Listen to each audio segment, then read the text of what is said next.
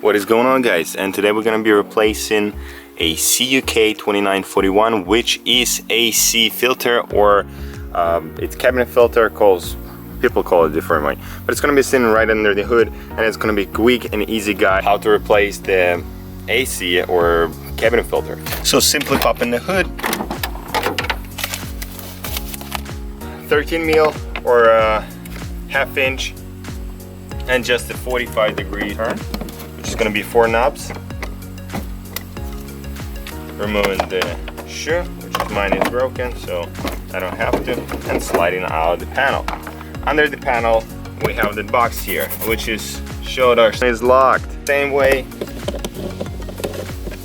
45, 45, and 45. Simply pull in the top and pull it out this side from the driver's side, going outside and flipping this beauty up. Underneath we have 2 cassettes, which is pretty dirty. I've been trying to clean them, but as far for a smell, they can make your life much kind of smellish.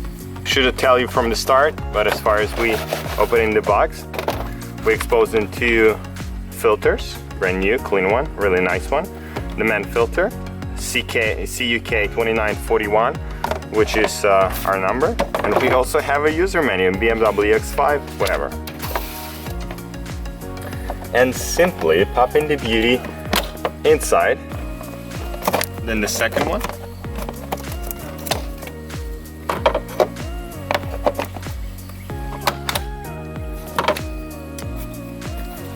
And installing the beauty back.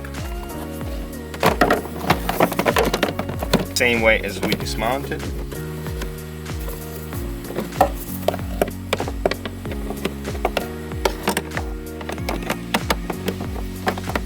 That's it. Dispose the original filters. You can throw it in the same box. The paper one. Last step is installing the cover. It is what it is. And put it kind of. That's it. Perfect. Perfect. So starting the car. And in the full blast. Freshness. Considering to buying the BMW OEM kind of parts, air fresheners.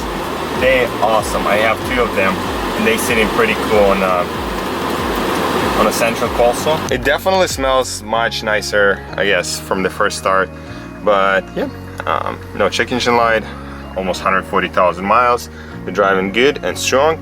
And if you like the video, guys, you know what to do. If you don't, you also know what to do. And I'll see you in the next one. Peace.